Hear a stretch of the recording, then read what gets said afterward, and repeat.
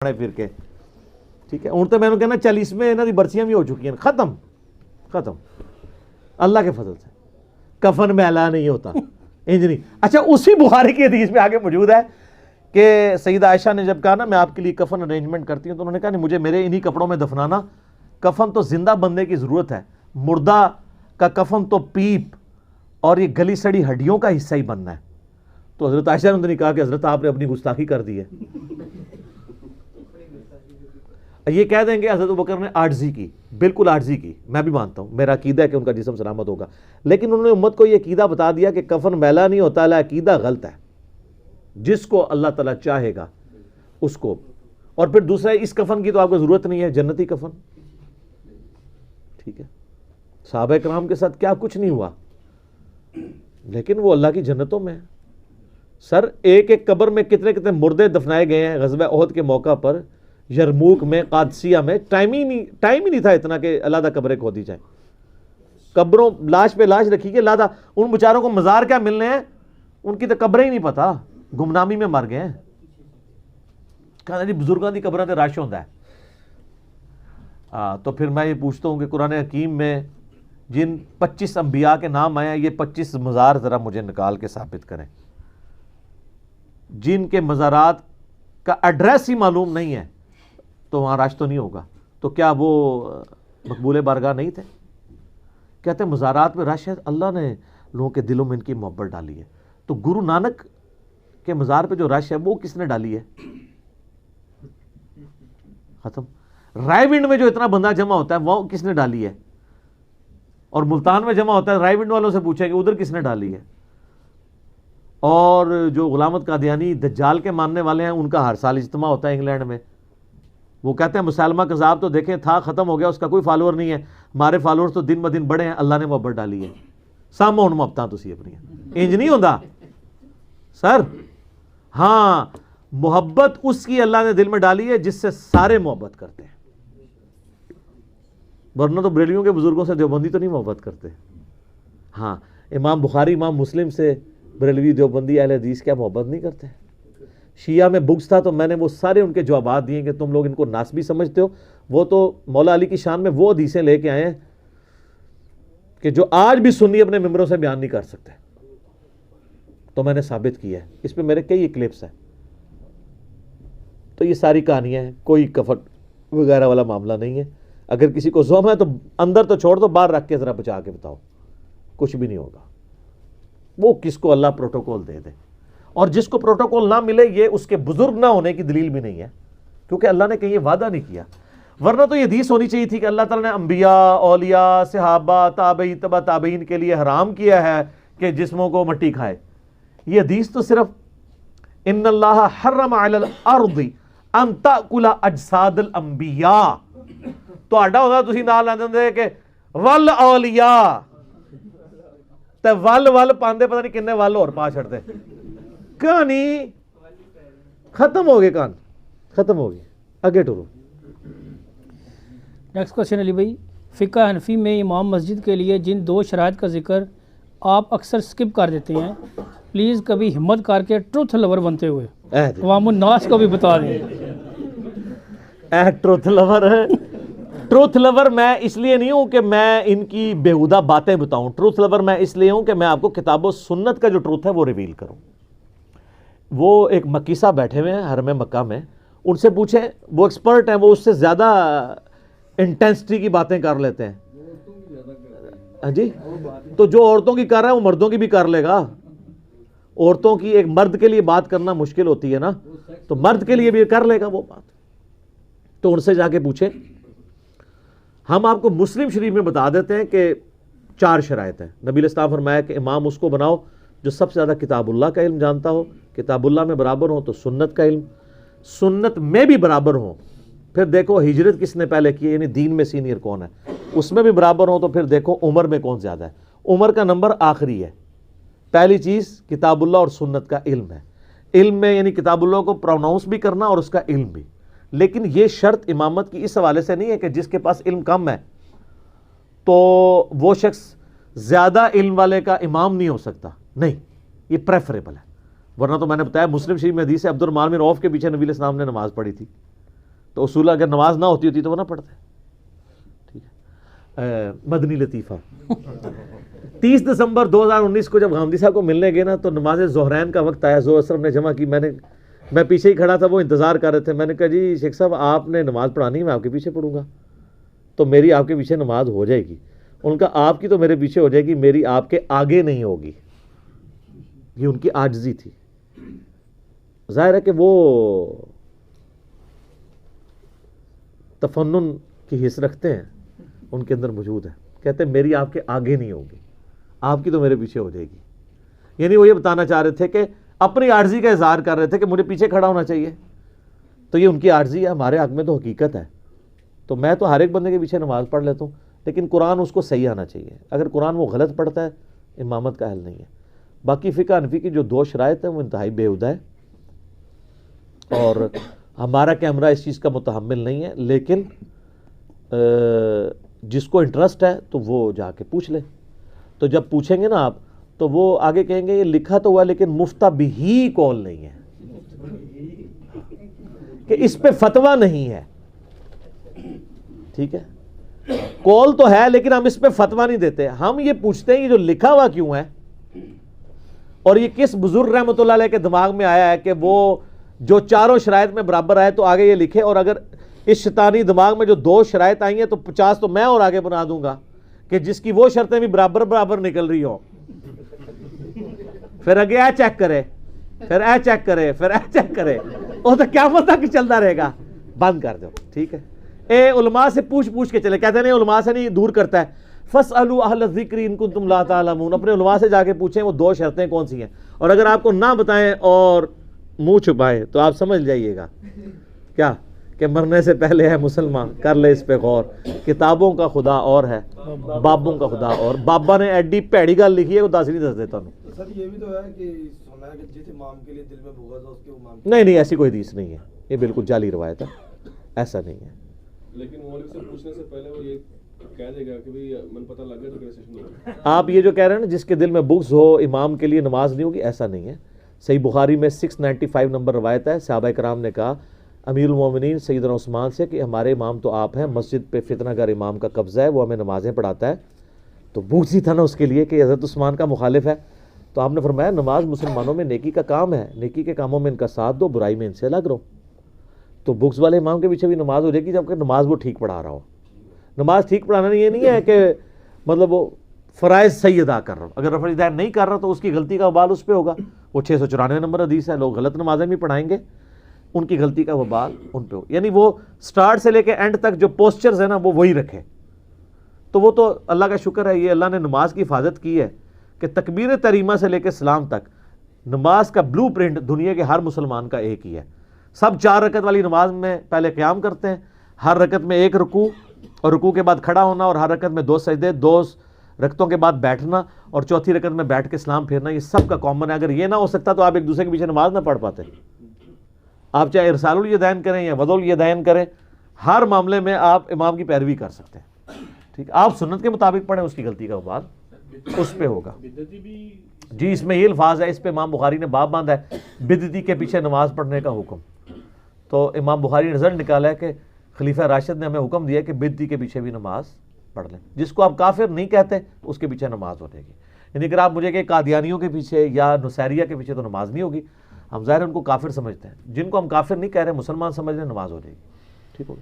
ٹھیک ہے علی بھائی. نیکسٹ کوسچن علی بھائی, فضائل اعمال اور فیضان سنت میں شیخ احمد رفاہی کے حوالے سے ایک بڑا ہی مشہور واقعہ نقل ہوا ہے کہ سن 555 میں روضہ شریف کی حاضری کے موقع پر نبی صلی اللہ علیہ وآلہ وسلم کے قبر مبارک سے ہاتھ باہر نکال کر 90,000 لوگوں کی موجودگی میں اپنا معجزہ ظاہر فرمایا. آپ معجزات کے منکر ہیں؟ اگر نہیں تو پھر آئے دن اس واقعے کا مذاق کیوں اڑاتے ہیں؟ اس لیے مذاق اڑاتا ہوں کہ یہ کہانی ہے. اس طرح کا کوئی معجزہ ہونا ہوتا تو صحابہ کرام کے ساتھ ہوتا. یہ نہیں ہے کہ آپ ہر چیز کو معجزہ کہہ کے مان لیں گے. تو میں پھر ایک فیبریکیٹ کرتا ہوں کہ سیدنا ابوبکر نے اپنے زمانے میں ایک ایسی سیڑھی بنائی کہ صحابہ کرام ایک نماز چاند پہ ادا کرتے تھے, دوسری مدینہ شریف میں. تو میں کہوں آپ منکر ہیں؟ کہانی ہے. نبی علیہ السلام کا یہ معجزہ اس وقت کیوں نہیں ظاہر ہوا؟ سقیفہ بنی ساعدہ میں مولا علی اور سیدنا ابوبکر کے حوالے سے جو کچھ ہوا وہ سب سے بیسٹ موقع تھا کہ نبی علیہ السلام قبر مبارک سے آواز دیتے کہ بھئی آپس میں صلح صفائی کے ساتھ رہو. 6 مہینے حضرت علی ناراض رہے ہیں. بعد میں حضرت ابوبکر کو بلوایا انہوں نے, اور پھر حضرت ابوبکر نے بھی اس مس ہینڈلی کے اوپر رو پڑے. تو پھر حضرت علی نے کہا میں آپ کی لانیہ بیعت کروں گا. میرا اس پہ یوٹیوب پہ کلپ ہے, سیدہ فاطمہ کا قاتل کون, لاکھوں لوگوں نے دیکھا. وہ آپ دیکھیں, میں نے پورا بریف کیا ہے. تو اس وقت تو کوئی نہیں ایسا ہوا. سیدہ عائشہ جب جنگ جمل کے لیے نکلی ہیں, بعد میں جو وہ روتی تھی, اس وقت نبی علیہ السلام آواز دے دیتے, اسی حجرے سے تو نکل کے گئی ہیں. سیدہ عائشہ سے کوئی ضعیف روایت ثابت کرے کہ 47 سال اس حجرے میں رہنے والی لاڈلی ترین بیوی کو کبھی نبی علیہ السلام کی زیارت ہوئی ہو, اور اگر ہوئی ہوتی وہ چھپاتی نا. صحابہ کرام کو جب حضور کی زیارت ہوتی تھی وہ بتاتے تھے. سیدہ فاطمہ کو ہوئی ہو جو ان کے غم میں فوت ہو گئی. یہ سب کہانی ہے. اور پھر کہتے ہیں جی وہ 90,000 کا مجمع موجود تھا. 90,000 کا مجمع تو آج سے 150-200 سال پہلے مسجد نبوی میں نہیں آتا تھا. اور دوسرا 90,000 کی موجودگی میں اگر ہاتھ نکلے تو کتنے بندے دیکھ سکتے ہیں؟ 90,000 بندہ تو تب دیکھے گا کہ وہ نبی علیہ السلام قبر سے نکل کے کسی اونچی جگہ پہ چڑھتے. وہ کہتے ہیں شیخ احمد رفاعی نے وہاں اشعار پڑھے کہ مصر سے میری روح آ کے آستان اقدس پہ حاضری دیتی تھی, اب جسموں کے ملاپ کی باری آئی ہے, اپنا ہاتھ نکالیں میں بوسہ دوں. تو اس کے برخلاف تو بخاری میں حدیث ہے 1010 کتاب الاستسقاء چیپٹر میں حضرت عمر کہتے ہیں اے اللہ جب تک تیرے نبی ہم میں موجود تھے انا کننا نتوسل الیک بنبینا, ہم تیرے نبی کے وسیلے سے تیری طرف متوجہ ہوتے تھے. اب ہم ان کے چچا کو لے کے آئے ہیں تو ان کی برکت سے دعا سے بارش نازل فرما دے تو بارش نازل ہو جاتی. حضرت عمر تو نہیں گئے ہیں کہ یا رسول اللہ آپ کی مبارک زندگی میں بھی آپ کی مبارک انگلیوں سے پانی کے چشمے جاری ہوتے تھے. اور مسلم شریف میں ہے کہ حضرت عمر کے مشورے پہ ایک دفعہ ایسے ہوا تو وہ کہتے ہیں کہ میں نے خود بھی دیکھا ہے, آپ نے پہلے بھی میرے مشورے پہ ایسا معجزہ آپ سے ظاہر ہوا تھا, تو ہاتھ مبارک قبر سے باہر نکالیں, ہم یہ پیالہ لے کے آئے تو پانی کے چشمے جاری ہو جائیں.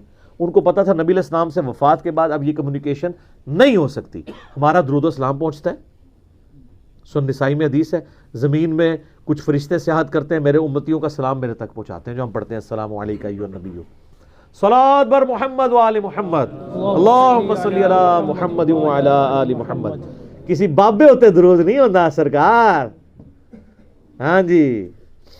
اچھا پھر ابو داؤد میں حدیث ہے, اور امام ابو داؤد نے اس کے اوپر باب باندھا ہے قبر رسول کی حاضری والے چیپٹر میں سے لے کے ہیں کہ جو بندہ نبی علیہ السلام پر سلام عرض کرتا ہے, اللہ تعالیٰ نبی علیہ السلام کی روح کو متوجہ کرتا ہے, لوٹا دیتا ہے, وہ سلام کا جواب بھی دیتے ہیں.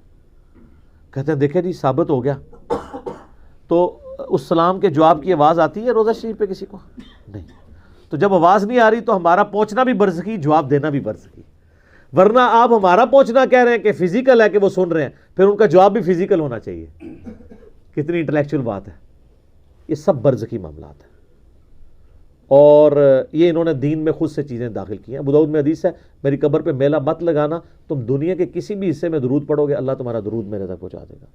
صلوات بر محمد و آل محمد اللہم صلی علی محمد و علی آل محمد. تو یہ شیخ احمد رفاعی والا واقعہ بالکل جھوٹا گستاخانہ واقعہ ہے. نبی علیہ السلام کو کوئی چیز مجبور نہیں کر سکتی. سورہ انبیاء کے اندر آیت ہے کہ جو دنیا سے چلا گیا اب قیامت تک دنیا میں واپس نہیں آئے گا. یہ کہتے ہیں حضرت عیسیٰ علیہ السلام مردے زندہ کرتے تھے, وہ دنیا میں واپس نہیں آتے تھے, وہ صرف دکھاتے تھے مردوں کو زندہ کر کے. وہ حضرت عیسیٰ کے نبی ہونے کی گواہی دیتے تھے, پھر وہ اسی وقت مر جاتے تھے. چلتے پھرتے نہیں تھے نا, نا نا انج نہیں سی ہوندا. مردہ اچھا کہتے ہیں حضرت عیسیٰ مردہ زندہ کرتے تھے, شیخ عبد القادر جیلانی نہیں کرتا. دیکھو کیسی انالوجی بناتے ہیں, کیسی. ٹھیک یہ جناب وہ برات ڈوب گئی, انہوں نے اپنی برات ڈوب چڑی اللہ کے فضل نال. سب کہانی ہے جھوٹ, کچھ بھی نہیں ایسا ہوتا. یہ معجزہ تو نبی علیہ السلام کے حق میں نہیں ہے. سورہ انبیاء پڑھیں, نام ہی انبیاء ہے, نبیوں کے بارے میں عقیدہ کیا ہو. 17واں پارہ سٹارٹ ہو رہا ہے, اس کے پہلے صفحے پہ لکھا ہے کہ اگر یہ نبی ہے تو وہ معجزے کیوں نہیں ہمیں دکھاتا جو اگلے انبیاء کے یہ خود ہم سے بیان کرتا ہے. ہائے دسو, قرآن تو نفی کر رہا ہے اور کافروں کا اعتراض لے کے آ رہا ہے کہ یہ کیوں نہیں مردے زندہ کرتا, اس کے لیے آسمان سے بجلی کیوں نہیں نازل ہوتی ہماری قربانی کو کھا جائے. سورہ بنی اسرائیل میں 8 معجزات وہ کہتے تھے یہ کر کے دکھائے, آسمان پہ چڑھ کے بتائے, اشارہ کرے تو اس کے لیے باغ بن جائے. اللہ نے فرمایا تم کہہ دو میں ایک بشر ہوں, رسول ہوں, معجزات اللہ کے پاس ہے. تسی کہہ دو شیخ عبد القادر جیلانی سب کچھ کر سکتے ہیں. سر کوئی پیغمبر بھی کچھ نہیں کر سکتا سوائے وہ معجزات جو اللہ اٹیچ کرتے. حضرت موسیٰ علیہ السلام نے جب پہلی دفعہ عصا پھینکا تھا تو ڈر کے بھاگے کیوں تھے؟ اگر انہوں نے خود ہی بنایا تھا تو. جیسا بچہ پہلی دفعہ جب ماچس جلاتا ہے نا تو ڈرتا ہے نا, اس کے بعد وہ کئی بار جلاتا رہتا ہے, چیزوں بھی آگ لا چھڑتے ہیں. کیوں؟ کہ اس کے ایکسپیرینس میں چیز آ جاتی ہے. اگر حضرت موسیٰ نے خود عصا کو بنایا ہوتا اژدہا تو پہلی دفعہ ڈر کے نہ بھاگتے, پھر اللہ نے کہا نہیں ہاتھ لگا واپس آ جائے گا. اچھا, اس کے بعد پھینکتے تھے بن جاتا تھا. اور جب سمندری جھیل کے کنارے آئے مصر سے نکلتے ہوئے تو ساتھیوں نے کہا مروات تھا جے سرکار, پیچھے بھی موت, آگے سمندر وہ بھی موت. تو اس میں آتا ہے کہ حضرت موسیٰ علیہ السلام بھی دل میں خوف کھا گئے کہ اب میں کیا کروں. تو ہم نے موسیٰ کو وہی کی کہ یہ عصا پانی پہ مار راستہ بن جائے گا.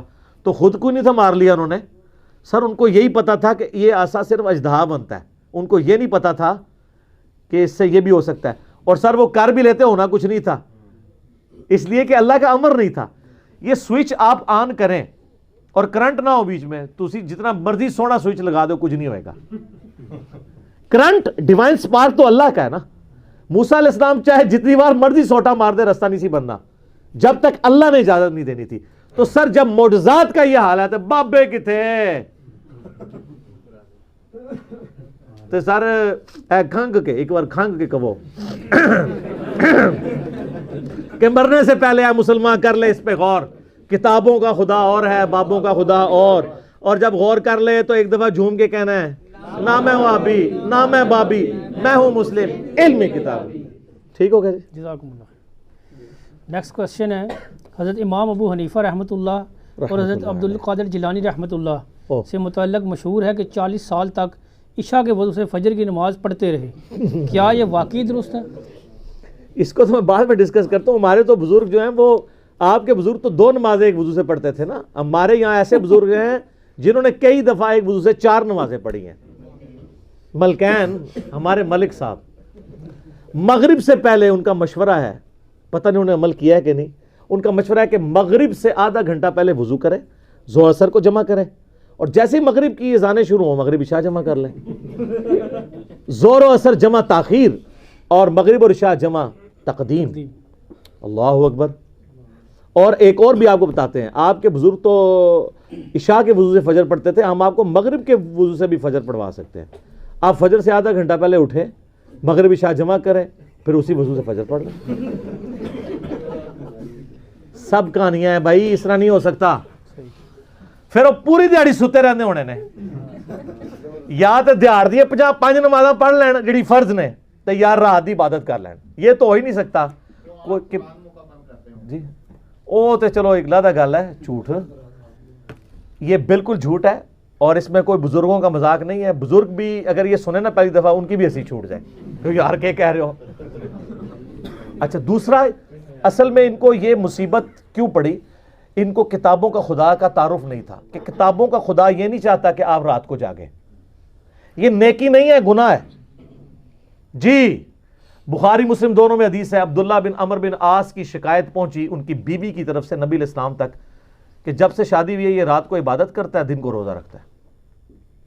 تو نبی علیہ السلام نے بلا کے ڈانٹا, فرمایا عبداللہ مجھے خبر ملی ہے تو روزانہ روزہ رکھتا ہے اور رات کا کثرت حصہ تو جا کے گزارتا ہے. اگر ایسا کرے گا تیری آنکھیں اندھی ہو جائیں گی, تیرے جسم کا بھی تجھ پہ حق ہے, تیری آنکھوں کا بھی تجھ پہ حق ہے, تیری بیوی کا بھی تجھ پہ حق ہے. تو اس طرح کیا کر, ایک دن روزہ رکھا کر, ایک دن چھوڑ دیا کر. یہ داودی روزے ہیں, یہ الٹیمیٹلی آپ علیہ السلام نے اجازت دی. آپ نے ایک مشورہ یہ بھی دیا جو مہینے میں 3 روزے رکھ لے وہ ہمیشہ روزے رکھنے کی طرح ہے. لیکن عبداللہ بن عمر بن عاص نے کہا یا رسول اللہ میرے میں سے زیادہ ہمت ہے. آپ پھر آخری حال یہ ہے کہ داودی روزے رکھو, ایک دن رکھو, ایک دن چھوڑ دو. جب بوڑھے ہو گئے نا تو کہتے تھے کاش میں نے حضور کی رخصت سے فائدہ اٹھایا ہوتا, اب مجھ سے ایک دن چھوڑ کے ایک دن روزہ نہیں رکھا جاتا. اور بخاری مسلم میں حدیث ہے جو مہینے میں 3 روزے رکھ لے ہمیشہ روزے کی طرح. یہ بھی ویسے مشکل ہے, ہم آپ کو اس سے بھی آسان بتاتے ہیں. مسلم شریف میں حدیث ہے, ابو داؤد میں ہے, ترمذی میں ہے, نسائی میں ہے, ابن ماجہ میں, 5 کتابوں میں, ادر دین بخاری 5 کتابوں میں ہے کہ جو شخص رمضان کے روزے رکھنے کے بعد شوال کے 6 روزے رکھ لے گویا اس نے پوری زندگی کے روزے رکھے, اگر وہ ہر سال رکھتا رہے. لیکن اس میں ضروری نہیں ہے کہ فوراً بعد شروع کرنے ہیں, اور کہتے ہیں ایک فوراً رکھ لو, باقی توڑ کے رکھ لو, جس طرح مرضی رکھو, شوال کے اندر 6 پورے کرنے ہیں. تو یہ جو کہتے ہیں نا رات پوری جاگنا, ان حدیثوں پہ عبداللہ بن عمر بن عاص کو جو نبی علیہ السلام نے ڈانٹا، اس کے اوپر باب باندھا ہے امام بخاری نے کہ عبادت میں غلو کرنا مکروہ ہے. اور یہی تو چیز ہے جو طارق جمیل صاحب نے بھی ڈرتے ڈرتے بیان کر دی ہے، جس پہ ہمارا کلپ یوسف بھائی نے بنایا تھا، تبدیلی آ گئی ہے. انہوں نے کہا یہ کیا ہے 70-80 سال تک. اچھا یہ جو آپ کو واقعات سنا رہے ہیں، خود انہوں نے کبھی ستو کھائے؟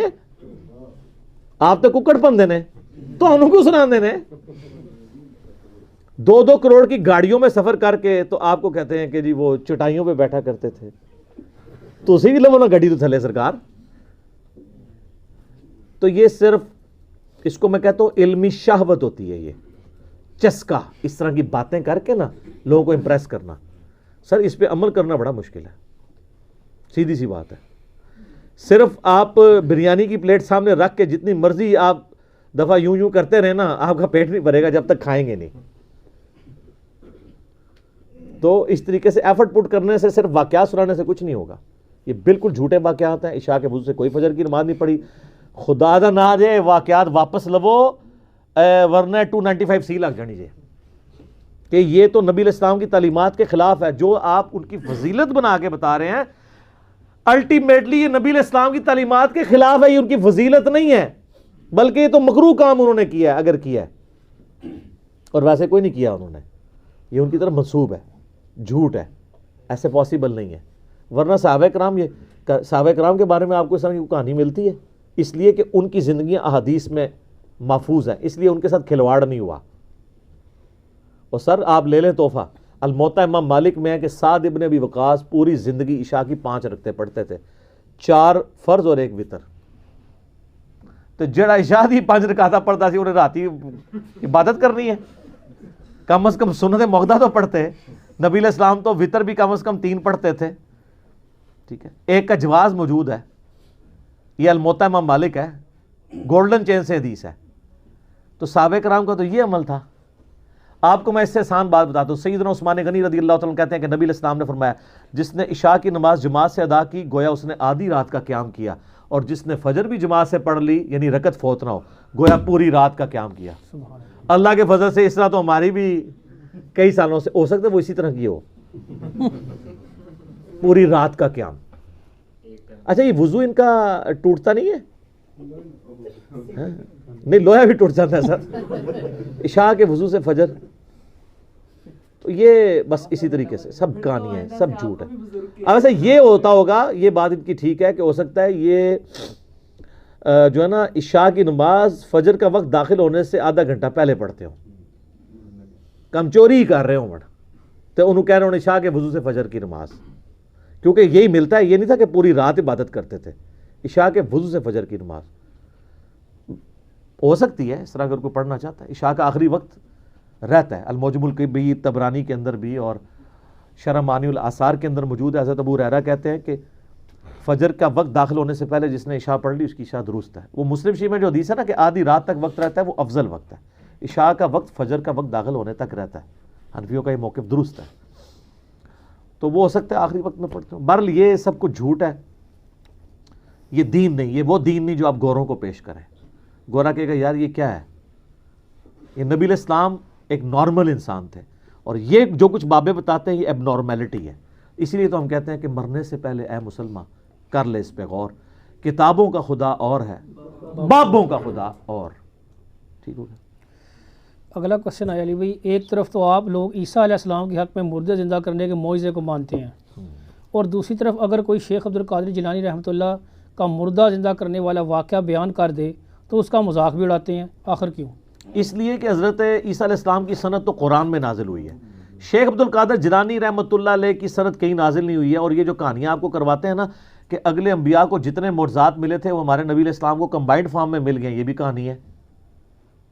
میں آپ کو بتا دیتا ہوں کئی چیزیں جو نہیں ملی. صحیح بخاری اور مسلم میں حدیث ہے قیامت والے دن سب سے پہلے ابراہیم علیہ السلام کو لباس پہنایا جائے گا، سب لوگ ننگے اٹھائے جائیں گے. تو یہ فضیلت ابراہیم علیہ السلام کے پاس ہے. بخاری مسلم میں حدیث ہے قیامت والے دن میں سب سے پہلے قبر سے نکالا جاؤں گا، لیکن میں دیکھوں گا کہ موسیٰ علیہ السلام مجھ سے پہلے ہی اللہ کے عرش کا پایا تھامے ہوئے کھڑے ہوں گے. مجھے نہیں پتا قیامت کی بے ہوشی ان پہ طاری نہیں ہوئی ہے یا دنیا میں جو اللہ کی تجلی سے وہ بے ہوش ہوئے تھے اس کے بدلے اللہ نے وہ ان کی بے ہوشی ختم کر دی. یہ موسیٰ علیہ السلام کی فضیلت ہے. اس روئے ارض پہ ایک شخص ہے جس سے اللہ تعالیٰ نے کلام کیا ہے، کون؟ موسیٰ علیہ السلام. یہ فضیلت اور کسی کو حاصل نہیں ہے. ہمارے نبی علیہ السلام سے کیا ہے لیکن آسمانوں پہ. حضرت عیسیٰ علیہ السلام آج تک زندہ ہے، ہمارے نبی علیہ السلام فوت ہو چکے ہیں. تو حضرت عیسیٰ علیہ السلام کی یہ فضیلت ہے.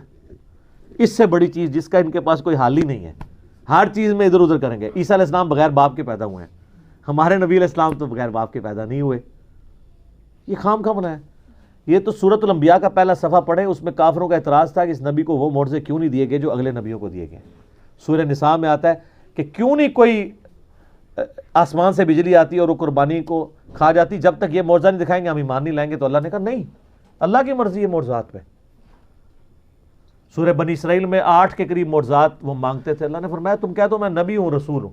تو سر شیخ عبدالقادر جیلانی نے کہا نبی علیہ السلام کے بارے میں بھی کوئی صحیح سند سے ثابت نہیں کہ آپ نے کبھی مردہ زندہ کیا ہو. قرآن میں نفی آئی ہے اس کی، ورنہ تو قرآن میں آتا ہے کہ تم کہتے ہو لو ہم مردہ زندہ کر کے بتا رہے ہیں. قرآن میں کہا جا رہا ہے کہ نہیں، قرآن معجزہ ہے، کیونکہ وہ معجزہ آپ کی زندگی تک ہونا تھا. اور پھر اس میں وہ کہتے ہیں کہ شیخ عبدالقادر جیلانی رحمۃ اللہ علیہ نے معجزہ بڑی اس میں شڑول مارتے ہیں جناب.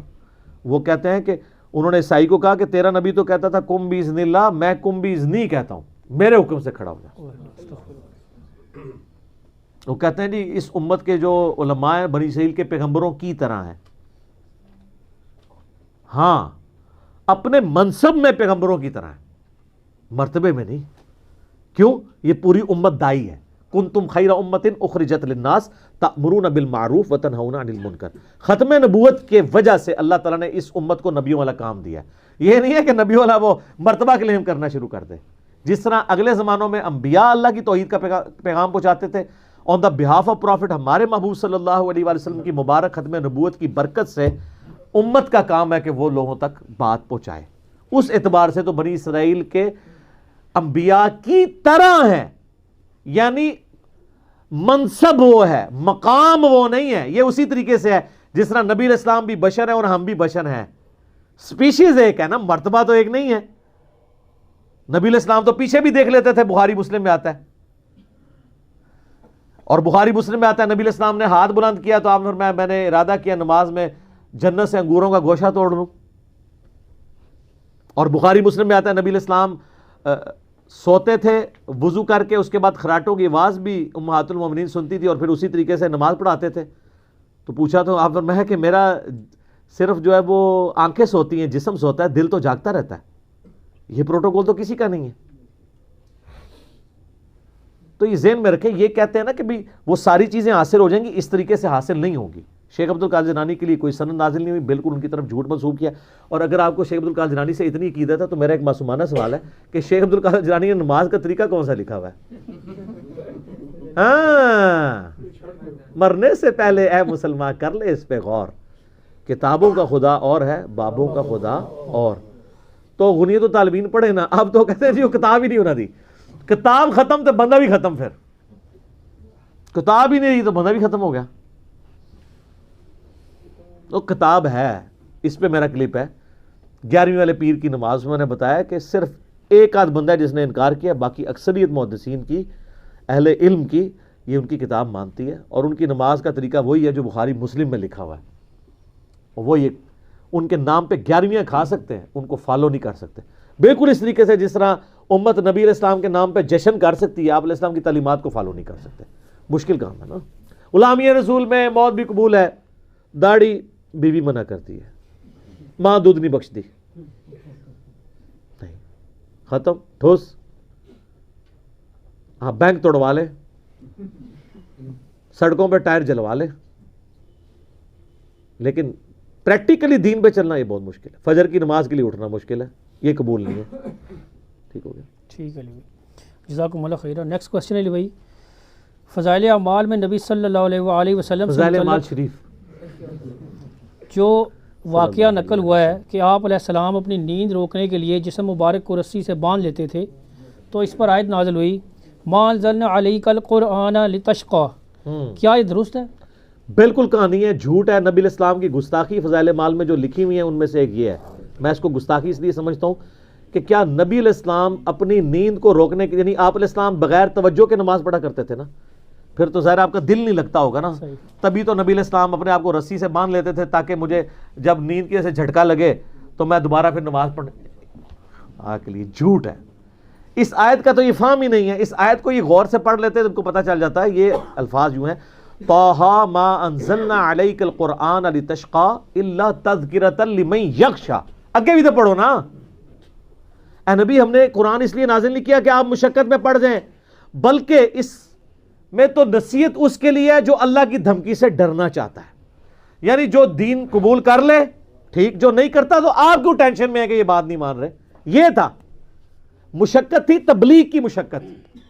فذکر بالقرآن من یخاف وعید. اے نبی علیہ السلام آپ اس قرآن کے ذریعے نصیحت کیجئے اس کو جس کو نصیحت کرنا فائدہ دے اللہ کی دھمکی سے جو ڈرے. سیذکر من یخشیٰ ویتجنبها الاشقیٰ. جو اللہ کا خوف کھاتا ہے اس کو آپ نصیحت کریں. تو یہ بالکل کہانی ہے, جھوٹ ہے. اور اس کو میں اس طرح بھی کہانی ثابت کروں گا کہ بخاری و مسلم دونوں میں حدیث موجود ہے. نبی علیہ السلام گھر میں داخل ہوئے تو آپ نے چھت سے ایک رسی لٹکی ہوئی دیکھی. آپ نے فرمایا یہ رسی کس نے لٹکائی ہوئی ہے؟ تو لوگوں نے بتایا کہ آپ کی بیٹی زینب رات کو عبادت کرتی ہے تو اپنی چٹیاں باندھ لیتی ہیں اس سے کہ تاکہ جب نماز کی حالت میں جھٹکا لگے تو وہ پھر جاگ جائیں. تو آپ نے فرمایا رسی کھولو, قرآن اس وقت تک پڑھو جب تک طبیعت ساتھ دے, جب نیند آئے تو نیند کی طرف جا جاؤ. یہ غافل, تم قرآن پہ کبھی غالب نہیں آ سکو گے, قرآن تم پہ غالب آ جائے گا. ہر وقت تو بندہ نہیں پڑھ سکتا. تو جو نبی بخاری اور مسلم میں اپنی بیٹی کی رسی کھلوا رہے ہیں انہوں نے خود باندھنی ہے نا. مرنے سے پہلے اے مسلمان کر لے اس پہ غور. کتابوں کا خدا اور ہے, بابوں کا خدا اور. دیکھیں ایک ایک حوالہ ہم حدیث کی کتابوں سے پیش کر رہے ہیں علم وحی سے. الحمدللہ. ٹھیک ہو گیا, جزاکم اللہ خیر. علی بھائی نیکسٹ کوشچن ہے, ہم نے اپنے بڑے بزرگوں سے سن رکھا ہے تو آڈے بزرگان کہ سیدنا حسین علیہ السلام کا سر مبارک جب نیزے پر چڑھایا گیا تو اس سے تلاوت قرآن کی آواز آ رہی تھی.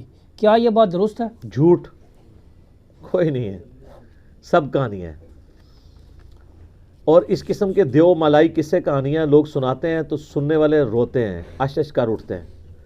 میرے بھائی جو دنیا سے چلا گیا اب وہ کبھی قیامت تک واپس نہیں آئے گا, نہ اس کے ساتھ اس طرح کی ایکٹیویٹی کوئی پرفارم ہوگی. یہ بالکل کہانی ہے کہ سیدنا حسین کا سر جب نیزے پہ چڑھایا گیا تو وہ تلاوت قرآن کر رہے تھے. اگر یہ والے معاملات ہونے ہوتے تو حمزہ ابن عبد المطلب کے لیے بھی کوئی واقعہ رپورٹ ہوتا حدیث کے اندر. ان کی تو لاش کا مسئلہ ہوا ہے تو اس میں کہیں نہیں ہے کہ جب مسئلہ کیا گیا تو جو جو عضو کاٹتے تھے اس میں سے قرآن پڑھنے کی آواز آتی تھی. کوئی ہے؟ جھوٹ.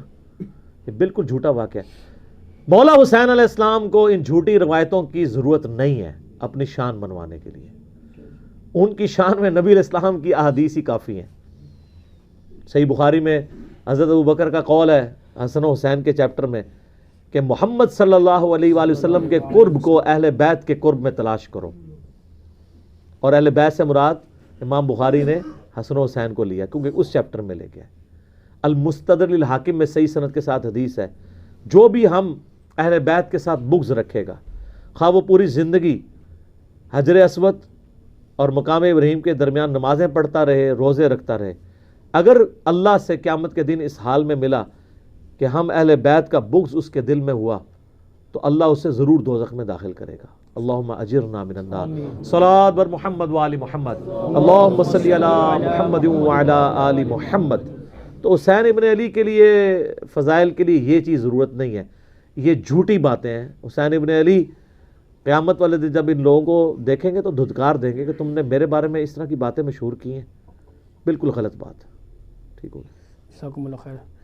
علی بھائی نیکسٹ کوشچن ہے, رد المختار شریف میں ہے کہ اگر اپنی شفا کا یقین ہو تو آپ اپنے خون یا پیشاب سے فاتحہ کا تعویذ لکھ سکتے ہیں. استغفر اللہ. یہ کہاں تک درست ہے؟ مفتہ بھی ہی نہیں ہے.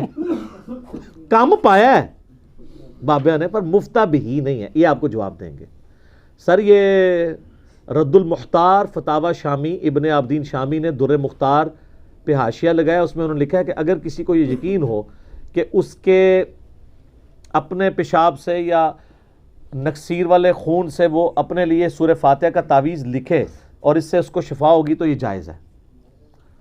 کسی کی جرت نہیں ہے کہ بابے کو غلط کہا جائے. یہ کہاں پہ لکھی ہوئی ہے بات میرے بھائی؟ بخاری مسلم میں تو یہ لکھا ہے کہ ایک بندہ پیشاب کے چھینٹوں سے نہیں بچتا تھا تو اس کی قبر کو عذاب ہو رہا تھا. اے کتاباں، اور تسی پورا تعویذ لکھ رہے ہو بھی اللہ معافی دے قرآن. ایک بندے نے جرت کی ہے، غلام مسعود سعیدی رحمہ اللہ تعالیٰ، بریلویوں میں ایک بڑے بزرگ گزرے ہیں، میرے استاد بھی ہیں. 22 مارچ 2007 کو میری ڈیٹیل ان سے ملاقات بھی ہوئی. میں رات ان کے پاس وہاں پہ ان کے مدرسے میں رہا. انہوں نے شرح صحیح مسلم میں لکھا ہے کہ یہ جو جملہ لکھا ہے نا انہوں نے، کوئی انسان مسلمان ہو وہ تصور بھی نہیں کر سکتا، وہ مر جانا تو گوارا کرے گا لیکن یہ کام نہیں کرے گا. اللہ ہمارے بزرگوں کو معاف کرے، ان کے دل میں قرآن کی عظمت ہم سے زیادہ سی. اے تو ذرا انہوں نے ٹیوز نہیں دی تھی، لیکن بال کی کھال اتارنے کی عادت نے ان کو یہاں تک پہنچایا کہ انہوں نے ایسی باتیں لکھی. لیکن یہ غلام مسعود سعیدی نے کیا، وہ بھی بڑے طریقے سے، اور تو کسی کی جرت نہیں ہے. یار اس طرح کی باتیں کرنے کے بعد یہ مفتہ بھی کو تو چھوڑیں آپ، یہ بات لکھنا یہ دماغ میں ڈالا کس نے؟ آپ نے یہ پڑھا نہ ہو تو آج تک آپ کے دماغ میں کبھی کسی مسلمان کے دماغ میں یہ بات آئی ہے کہ میں یہ کام کروں؟ آپ کہتے ہیں رحمت اللہ علیہ. اس کو مجدد مانتے ہیں ابن عابدین شامی کو. اعلیٰ حضرت نے اپنے فتووں کی تقریر اس سے لکھوائی ہوئی ہے. آپ اندازہ کریں. بلکہ وہ تو دوسرا بندہ تھا، یہ نہیں تھا، یہ تو ان سے پہلے مر گیا تھا. لیکن وہ ان کو بڑا شیخ مانتے ہیں، اعلیٰ حضرت بھی اور باقی بھی، ابن عابدین شامی کو. یہ وہ، اور یہی وہ بندہ ہے جس نے محمد الوہاب صاحب کو کہا ہے یہ نجد سے سینگ نکلا ہے. اپنی وہی حالت ہے جے اے میں نجدی اتنے ایک لیکچر ریکارڈ کرانا ہے، بڑے عرصے کا منو آیا ہے، وہ میں پھر پول مزید کھولاں گا اس بندے دے، انہیں کے کام پائے نے. بالکل یہ بابوں کا دین ہے، بابوں والے چاٹیں اس کو، اور 295 سی لگائیں اپنے بابوں کے اوپر. ہم تو یہی کہیں گے کہ مرنے سے پہلے اے مسلمان کر لے اس پہ غور. کتابوں کا خدا اور ہے، بابوں کا خدا اور. چلو اللہ اللہ خیر صلی اللہ آگے ٹولو. اگلا کوشچن ہے جی بھائی، ہم نے بچپن سے اپنے علماء اکرام اور بزرگوں سے سن رکھا ہے کہ خانہ کعبہ کے اوپر سے کوئی پرندہ اور جہاز نہیں گزر سکتا، کیا یہ بات درست ہے؟ سر اب تو آپ یہ باتیں کہنا چھوڑ دیں. وہ ویسے نو فلائی زون ہے، ویسے اگر وہاں سے گزرنا. خانہ کعبے کے اوپر ہر سال لوگ چڑھے نہیں ہوتے بوٹوں سمیت فوجی، جب وہ غلاف کعبہ چینج کر رہے ہوتے ہیں، وہ تو بوٹ لے کے چڑھے ہوتے ہیں. تسی کہتے ہو پرندہ نہیں گزر سکتا، وہ کیوں نہیں جل جاتے؟ کیونکہ یہ کہتے ہیں توہین ہے. پرندہ بچارہ پاؤں بھی نہ مارے، بچارہ ایویں اتو گزر جائے تو گستاخ. جڑے بوٹ لے کے چڑھے نے وہ کوئی گستاخ نہیں، وہ تو اوپر چڑھتے ہیں، ہر دفعہ چڑھتے ہیں. آپ دیکھ لیں محرم کے اندر بھی وہ غلاف کعبہ کی چینج ہونے کی سرمنی ہوتی ہے، اور ایک اور مہینے میں بھی سال میں 2 دفعہ چینج ہوتا ہے، وہ آپ لائیو دکھاتے ہیں وہ سعودیہ کے چینل کے اوپر. اور سر غلاف کعبہ پہ میں نے کبوتروں کی بیٹھیں خود دیکھی ہیں، گزرتے ہیں. کیوں نہیں گزرتے؟ اوپر جا کے بیٹھ بھی جاتے ہیں. جہاز اس لیے نہیں گزرتا کہ نو فلائی زون ہے، وہ وہاں پہ انہوں نے اجازت نہیں دی ہوئی کہ ادھر سے جہاز گزرے. ویسے یہ نہیں ہے کہ وہ جہاز گزرتا ہے تو جناب ڈگ پہنتا ہے، انج نہیں ہوتا نہ اس طرح ہونا ہے. ورنہ یہ جو صحیح مسلم میں آتا ہے، یزید کے زمانے میں منجنیق سے جو بمباری کی گئی تھی جس میں غلاف کعبہ بھی جلا تھا اور خانہ کعبے کی ایک دیوار ڈیمیج ہوئی تھی، اس ٹائم وہ تو جا کے کعبے کو ہی ڈیمیج کر دیا. اور حجاج ابن یوسف نے حضرت عبداللہ ابن زبیر کو شہید کرنے کے لیے جو ٹائی کی اس میں خانہ کعبہ شہید ہو گیا تھا. آپ کہہ رہے ہیں اوپر سے نہیں گزرتا، اگلے پھان کے ٹر گئے. اور بخاری مسلم میں حدیث ہے قرب قیامت میں ایک پتلی ٹانگوں والا حبشی کعبے کی اینٹ سے اینٹ بجا دے گا. وہ ابراہ کا لشکر ایک دفعہ ہی تباہ ہوا ہے. بالکل کہانی ہے، جھوٹ ہے.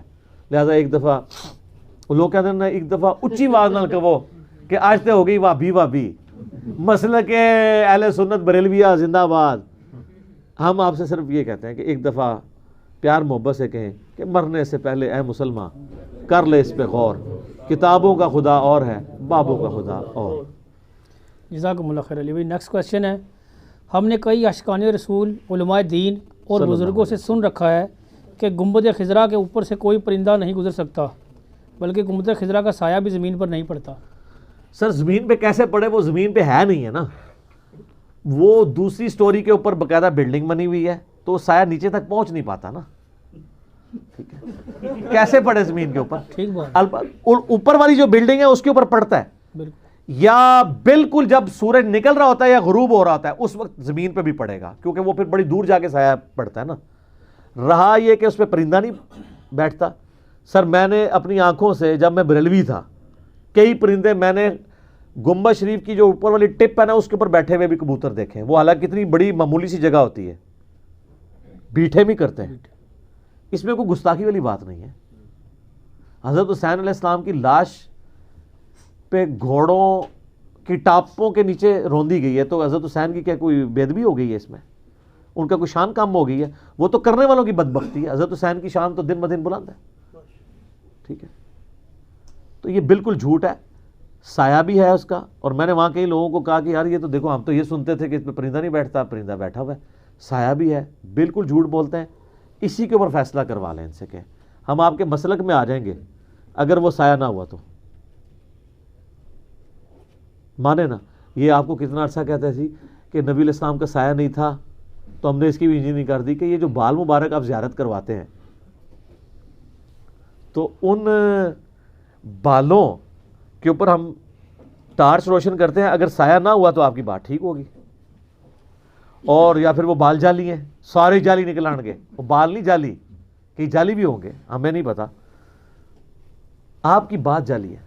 اچھا اس کا جواب بھی انہوں نے نکالا جی, کئی پھر مولوی میدان میں اترتے ہیں کہتے ہیں ہم جواب دیتے ہیں, اصل میں جب وہ جسم عطر کے اوپر تھے نا اس وقت سایہ نہیں تھا, جب الگ ہوئے تیرے تھے 295 سی میں لواں گا. تو یہ کہہ رہے ہیں کہ نبی علیہ السلام کے مبارک جسم سے بال ٹوٹ جائے تو اس کی برکات ختم ہو جاتی ہے؟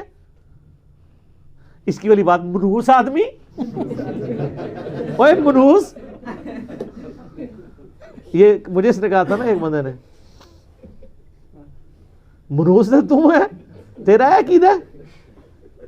ہم آپ کو بتاتے ہیں سر, صحیح بخاری میں موجود ہے, ام سلمہ کے پاس کچھ تابعین اور صحابہ آئے تو انہوں نے نبی علیہ السلام کے بال مبارک ایک ڈبیا سے نکالے اور کہا کہ یہ نبی علیہ السلام کے مبارک بال ہیں. ہمارے محلے میں جب کوئی بیمار ہو جاتا ہے تو وہ پانی پیالے میں بھیجتا ہے, میں اس میں ڈبو دیتی ہوں, اس کی وجہ سے شفا ہو جاتی ہے. سر یہ کتابوں کا دین ہے, تہاڈی کوئی شاید تہاڈے پلے نہیں. تہاڈا عشق رسول بھی 2 نمبر نکلیا. عشق رسول آ کے ہم سے سیکھیں. تہاڈی گستاخانہ عبارتوں پہ بولنا بھی 2 نمبر نکلا. تہاڈے بزرگاں دی بھی گستاخیاں میں کٹ ماریاں. ہن ایتھوں آ کے لو, اج دی اسام الرحمن ایتھے ہے. اسام المہندس علی المفندین, المہندس ہو گئی ہے.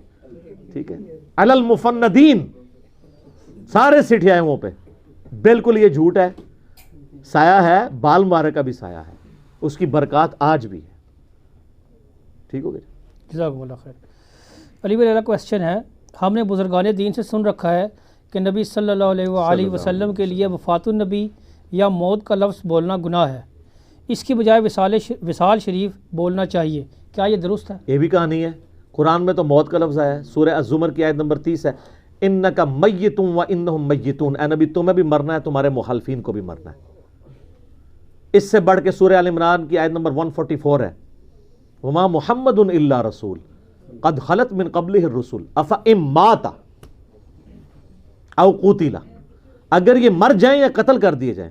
آپ ہوتے تو آپ کہتے ہیں جی وصال فرما جائیں یا شہید ہو جائیں, تو کیا تم دین سے الٹے قدم پھر جاؤ؟ اچھا اس کے اوپر کہانی کراتے ہیں, وہ کہتے ہیں اللہ کہہ سکتے آپ نہیں کہہ سکتے.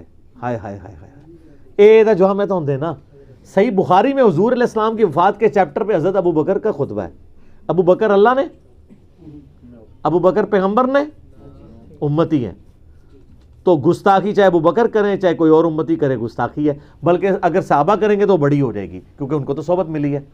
تو سر بخاری شریف کھول لیں, حضرت ابو بکر کا پہلا خطبہ نبی علیہ السلام کی وفات کے چیپٹر میں کتاب المغازی میں نکالیں, مسئلہ 163 میرا دیکھ لیں.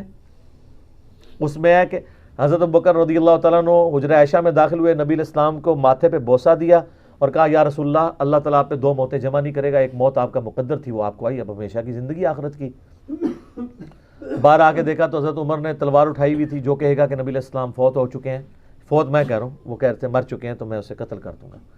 تو حضرت بکر نے کہا کہ لوگوں عمر کو اس کے حال پہ چھوڑ دو. آپ ممبر پہ چڑھے اور آپ نے پہلا جو جملہ بولا انتہائی گستاخانہ آپ کی ڈاکٹرن میں, من کان یعبد محمدا فان محمد قد مات. آگاہ ہو جاؤ, اللہ اللہ کے ساتھ شروع ہوتا ہے, بی اٹینشن. جو کوئی محمد کی عبادت کرتا تھا جان لے کہ محمد مر چکے ہیں. یہ لفظ کا لفظ انہوں نے استعمال کیا, فَإِنَّ مُحَمَّدَ قَدْ مات, وصال نہیں. من کان یعبد اللہ فإن اللہ حی لا یموت, جو کوئی اللہ کی عبادت کرتا ہے یا کرے گا وہ جان لے اللہ زندہ ہے, اسے موت نہیں آئے گی. یار کسی سے آبی نے نہیں کہا کہ حضرت بکر اے شرک تے ختم ہو چکا ہے, تسی ایویں کونوں گھڑیاں پہ کراندے ہو, اسی سارے اللہ دی عبادت ہی کرنے ہیں. وہ تانوں ہی دس رہے سن حضرت بکر قیامت تک کے لیے. سر یہ نبی کی تعلیم ہے. رومن اور پرشین امپائر کو نہیں صرف اکھاڑا بلکہ مذہبی جبر بھی اکھاڑا ہے. رومن اور پرشین امپائر کے شہنشاہ اپنی عبادت کرواتے تھے, اور ہمارا پیغمبر اس طرح کی ٹیم پروڈیوس کر کے گیا ہے کہ اس کی میت کے اوپر وما ارسلناک الا رحمۃ للعالمین کی بجائے وہ پڑھ رہے ہیں انک میت و انہم میتون. اللہ ہی اللہ ہے, اللہ سینٹرڈ اراؤنڈ گاڈ. یہ رسول اللہ کی کامیابی ہے کہ ان کے ماننے والے ان کی میت کے اوپر ان کے فضائل کی بجائے توحید بیان کر رہے ہیں. آپ کا کوئی بندہ بڑا مرتا ہے تو آپ اس کے فضائل بیان کرتے ہیں, اور صحابہ کرام یہ کہتے ہیں چون چون کے ایسی آیتاں لفظ نے قرآن چوں, او تہاڈی اے چون چون کے آیتاں پڑھیاں, اے دو آیتاں سورہ زمر آیت نمبر 30 انک میت و انہم میتون, اور سورہ ال عمران آیت نمبر 144 وما محمد الا رسول قد خلت من قبلہ الرسل افئن مات او قتل. یہ پڑھی, فرضی جملہ بول دیا توحید کو اسٹیبلش کرنے کے لیے. ہم قرآن حدیث بیان کرے کہتے ہیں جی اے چون چون کے لے آندا ہے. سر پھر کہیں مرنے سے پہلے اے مسلمان کر لے اس پہ غور, کتابوں کا خدا اور ہے, بابوں کا خدا اور, یہ کوئی گستاخی نہیں ہے, کہانی ہے سب. ٹھیک ہو گیا, ٹھیک ہے بھائی. اگلا کوشچن ہے, ہم لوگ بچپن سے اپنے بڑے بزرگوں سے رخصتی کے وقت سنتے آئے ہیں اللہ رسول کے حوالے یا اللہ نبی وارث, کیا یہ عمل درست ہے؟ یہ بالکل گستاخانہ عمل ہے. نبی علیہ السلام اس سے سخت ناراض ہوئے اپنی مبارک زندگی میں. الادب المفرد میں حدیث موجود ہے, مسند امام احمد میں ایک صحابی نے کہہ دیا یا رسول اللہ ما شاء اللہ و شئت, اے اللہ کے رسول جو اللہ چاہے اور جو آپ چاہیں. آپ فرمایا اجعلتنی للہ ندا, وہ تو نے مجھے اللہ کے مقابلے پہ کھڑا کر دیا. قل بل ما شاء اللہ وحدہ, بلکہ کہہ جو اکیلا اللہ چاہے. تو کہہ رہے ہو اللہ رسول کے والے. ہاں جہاں جہاں اللہ رسول کٹھا مینشن ہے, جیسے صحابہ کرام علم دین کے معاملے میں کہتے تھے اللہ اور اس کا رسول بہتر جانتے ہیں, وہ بالکل ٹھیک ہے, تکوینی امور نہیں. سر وہ صحیح مسلم میں ایک حدیث ہے نا, کتاب الجمعہ چیپٹر میں ایک خطیب نے حضور کے سامنے کہا من یطع اللہ و رسولہ فقد رشد, جو اللہ رسول کی اطاعت کرے وہ کامیاب ہوا, ومن یعصہما فقد غوا, جس نے ان دونوں کی نافرمانی کی بہک گیا. آپ نے فرمایا بئس الخطیب انت, آپ تو کہتے ہیں میٹھی میٹھی باتیں کریں. نبی صلی اللہ علیہ وسلم کتنا برا خطیب ہے تو. اور ابو داؤد میں الفاظ ہیں, آپ نے فرمایا قم اذهب, اٹھ اور ادھر سے نکل جا. پھر آپ علیہ السلام نے اس کو یہ بھی کہا تجھے تو کہنا چاہتا ہے وَمَن یعص اللہ وَرَسُولَهُ, جو اللہ اور اس کے رسول کی نافرمانی کرے. اس نے نہیں آگے سے کہا کہ یا رسول اللہ میں نے آپ کو اللہ کا بندہ مانا ہے, غیر مستقل بذات مانا ہے اور اطاعی مانا ہے, اور میری بات کانٹیکسٹ میں ہے, میں پہلے کہہ چکا ہوں اللہ رسول الگ الگ, دوبارہ کہنے کی ضرورت نہیں ہے. ویسے لاجیکلی یہ جواب لٹریچر کی لینگویج میں بالکل ٹھیک ہوتا, لیکن نبی علیہ السلام کی احتیاط تھی کیونکہ آپ امام الموحدین تھے. تو سر نبی کی توحید آپ دیکھ لیں کس لیول کی ہوتی ہے, کیا اس نے تربیت کی ہوتی ہے اپنے ماننے والوں کی. آپ کہہ رہے ہیں اللہ نبی وارث, اللہ رسول کے والے نہیں. اللہ حافظ کہہ سکتے ہیں ایز اے کلمات, ویسے آپ کو فی امان اللہ کہیں, السلام علیکم ورحمۃ اللہ جب کہہ دیتے ہیں آپ, رخصت ہونے والے کو وعلیکم السلام کہہ دیتے ہیں, سب کچھ آپ نے اس کے لیے دعائیں دے دی. ہاں لیکن یہ جو اہل حدیث کا ذرا ہے کہ وہ ذرا سخت ہو جاتے ہیں اور کہتے ہیں اللہ حافظ کہنا ثابت نہیں ہے. ہاں حافظہ اللہ کہنا ثابت ہے, حافظہ اللہ کا بھی سر یہی ترجمہ ہے جڑا بابیاں نہ لایا جی اپنے, اللہ ان کی حفاظت کرے. تو اللہ حافظ آپ ٹریڈیشن کے طور پہ جو مرضی کہیں, اللہ حافظ کہیں, خدا حافظ کہیں, ہمیں کوئی اعتراض نہیں ہے, لیکن سنت اپنی جگہ رہنے دیں, آپ اس کو آپ نہ چھیڑیں. تو اللہ کے حوالے کہیں, فی امان اللہ کہیں, یہ درست ہے. اللہ رسول کے حوالے نہیں, نبی علیہ السلام اس سے سخت ناراض ہوں گے. جس طرح کہ ابو داؤد میں, ترمذی میں حدیث ہے, ابن ماجہ میں ایک شخص نے حضور کو سجدہ کیا, پر میں سر اٹھا کیا کر رہا ہے کہ یا رسول اللہ وہ تو اپنے سردار کو سجدہ کرتے ہیں, ہیرا کے رہنے والے لوگ کوفے کے پاس. آپ تو اللہ کے نبی ہیں. آپ فرمایا جب میں مر جاؤں گا تم میری قبر سے گزرو گے, کیا اس پہ بھی سجدہ کرو گے؟ کہا نہیں یا رسول اللہ. فرمایا پھر مجھے کیوں کر رہے ہو؟ اگر میں سجدہ جائز سمجھتا بیویوں سے کہتا اپنے خامدوں کو سجدہ کریں اس حق کے سبب جو اللہ نے دیا ہے. بس آخری ٹوٹا تو انہوں نے رٹایا ہوا خامدان. اور پھر میری بیوی ورگی بیوی ہو تو انہوں کہتی ہے دیکھو حکم تو کون ہی نہ دیتا تو جاؤ موجہ مارو. حالانکہ مقصد یہ نہیں تھا, اہمیت دلانا مقصد تھا. یہ تو اسی طریقے سے ایک بخاری مسلم میں حدیث ہے کہ اگر میں امت کی مشقت کا خیال نہ کرتا تو مسواک کا حکم دے دیتا, تو آپ کہیں نہیں مسواک کا حکم تو کو نہیں دیا, اور ترغیب دلائی ہے بھائی کہ کرو.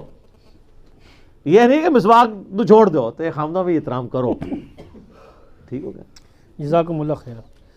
علی بھی نیکسٹ کوشچن ہے, کیا قرآن شریف یا صحیح بخاری شریف کو ڈائریکٹ پڑھنے سے انسان گمراہ ہو سکتا ہے؟ پلیز وضاحت فرما دیں. وضاحت یہ کہ کوئی گمراہ نہیں ہوتا.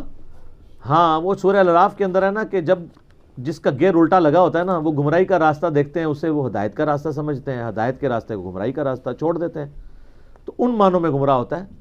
قرآن اور حدیث پڑھ کے اگر گمراہ ہونا ہے تو اس کا تو مطلب یہ ہے کہ آپ کسی کافر کو قرآن گفٹ دیں اور اسے کہیں کہ قرآن یہ لو پڑھو اور گمراہ ہو جاؤ, وہ کیا کہے گا؟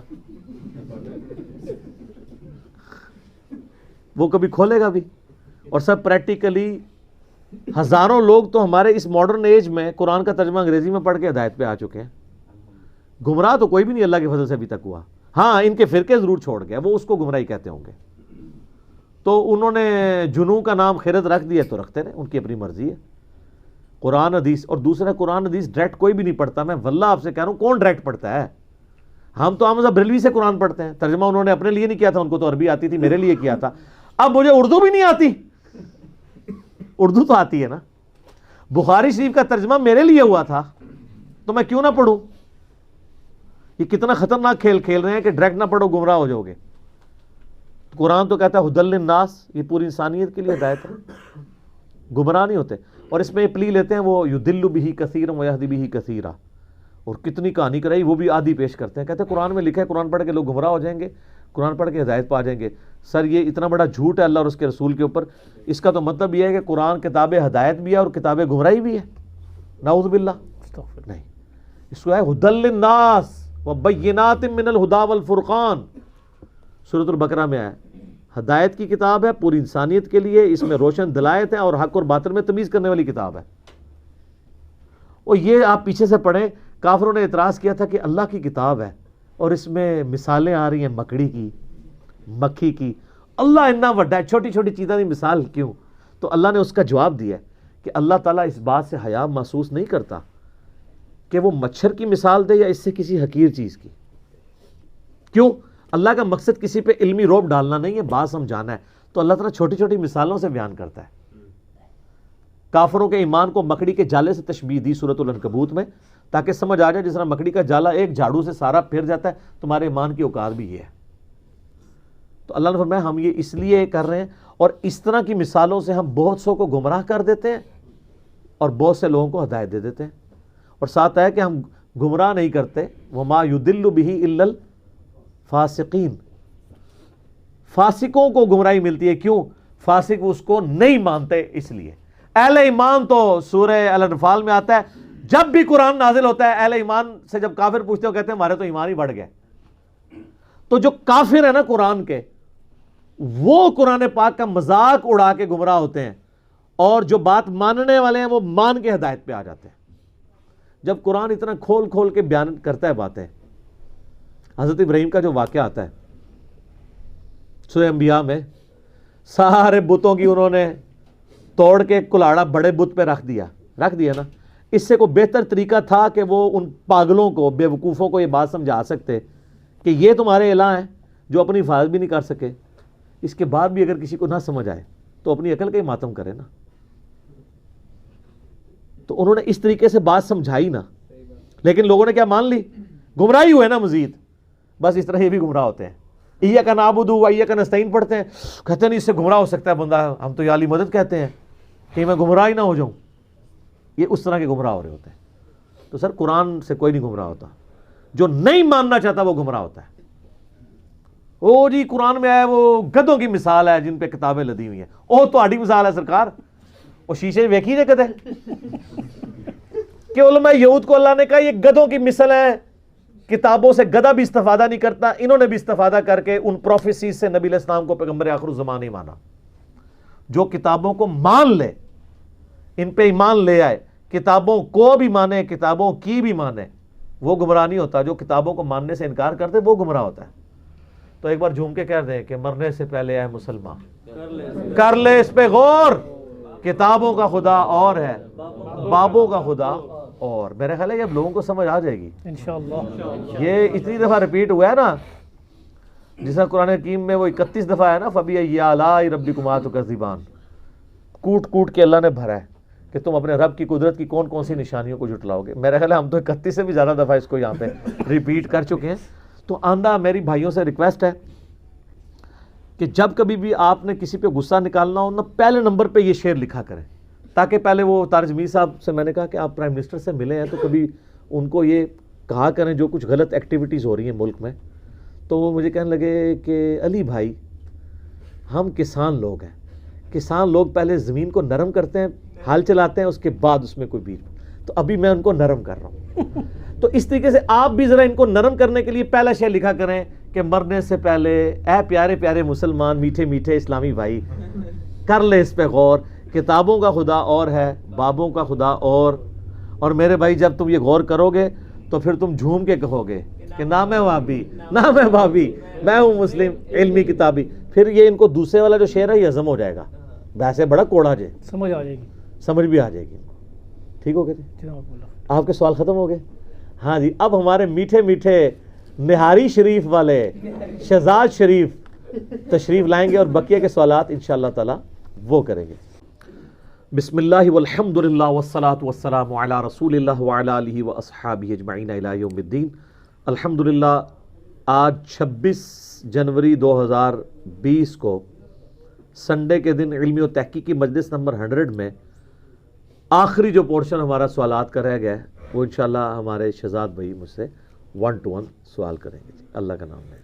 بسم اللہ الرحمن الرحیم۔ بسم اللہ الرحمن الرحیم۔ اللہم صلی علی محمد وعلی آل محمد۔ اللہم صلی علی محمد۔ علی بھائی پہلا سوال یہ ہے کہ ہم نے بچپن سے بڑے بزرگوں سے سن رکھا ہے کہ مشرکین مکہ اللہ کو نہیں مانتے تھے، اگر ایسا ہی ہے تو نبی کریم صلی اللہ علیہ وآلہ وسلم کے والد محترم کا نام عبداللہ کیوں تھا؟ یہ بالکل جھوٹ ہے کہ مشرکین عرب اللہ کو نہیں مانتے تھے، وہ اللہ کی نہیں مانتے تھے، اللہ کو تو مانتے تھے۔ یہ کہانی ہے پتہ کیوں آپ کو بچپن سے کرائی گئی ہیں؟ اس لیے کہ انہوں نے بزرگ بابوں کے ساتھ وہی شرکیہ عقیدے منسوب کر دیے جو مشرکین عرب کے تھے، اور جب ہم ان کو وہ آیات سنائیں تو کہ یہ تو بتوں کے بارے میں نازل ہوئی ہوئی ہیں، ہم تو مسلمان ہیں، ہم تو اللہ کے ماننے والے ہیں۔ سر منو تے کہانیاں پتہ نہیں اسی خود کرا دے رہے ہیں۔ تو اس کے لیے پھر انہوں نے ایک ٹوٹکا ایجاد کیا کہ جی وہ کافر تو وہ اللہ کو مانتے ہی نہیں تھے، تو ہم تو اللہ کو مانتے ہیں، آپ ہمیں کیوں قرآن سناتے ہیں؟ قرآن تو کافروں کے بارے میں نازل ہوا ہے۔ استغفر اللہ واتوب الیہ۔ قرآن تو ہدی للناس ہے۔ نبی علیہ السلام حجۃ الوداع پہ جو کہہ رہے ہیں کہ قرآن پکڑو، تو اس میں کسی صحابی نے کیوں نہیں کہا یا رسول اللہ ہم نے تو کلمہ پڑھ لیا ہے، ہم نے کیوں قرآن پکڑنا ہے؟ یہ نہیں کہا۔ قرآن تو کتاب زندگی ہے قیامت تک کے لیے۔ قرآن حکیم میں یہ مضمون درجنوں جگہ پہ آیا ہے کہ اے نبی علیہ السلام ان سے پوچھو کہ یہ زمین و آسمان کس نے بنائے، تو یہ کہیں گے اللہ نے۔ ٹھیک ہے، سورہ الزخرف کے اندر بھی ہے، اسی طریقے سے سورہ العنکبوت کے اندر ذرا ڈیسائسو ہے وہ آیات، پارہ نمبر یہ 21 کے اندر، ہاں جی آیت نمبر ہے 61، سورۃ العنکبوت پارہ نمبر 21۔ وَلَئِن سَأَلْتَهُم مَّن خَلَقَ السَّمَاوَاتِ وَالْأَرْضِ، اے نبی اگر آپ ان سے سوال کریں کہ کس نے پیدا کیا آسمانوں اور زمین کو، وَسَخَّرَ الشَّمْسَ وَالْقَمَرَ، اور سورج اور چاند کو کام میں لگایا، لَيَقُولُنَّ اللَّهُ، تو یہ کہیں گے اللہ نے۔ یہ مکی صورت ہے، کافروں سے سوال کرو، یہ صحابہ کو نہیں کہا جا رہا کیونکہ آگے الفاظ ہے فَأَنَّا يُؤْفَكُونَ، تو پھر کہاں منہ دھرے پھیرے جاتے ہو؟ جب مان رہے ہو تب اس اللہ کو مانو نا۔ تو یہ صحابہ کو تو نہیں کہا گیا، وہ تو اللہ کو مانتے تھے۔ اللہ یبسط الرزق لمن یشاء من عبادہ ویقدر لہ، اللہ ہے اپنے بندوں میں سے جس کے لیے چاہتا ہے رزق کشادہ کر دیتا ہے، جس کے لیے تنگ۔ ان اللہ بکل شیء علیم، بے شک اللہ تعالیٰ ہر شے کو اپنے علم سے گھیرے ہوئے ہیں۔ وَلَئِن سَأَلْتَهُم مَّن نَّزَّلَ مِنَ السَّمَاءِ مَاءً، اگر تم ان سے یہ سوال کرو بتاؤ آسمان سے بارش کون برساتا ہے، پانی کون، فَأَحْيَا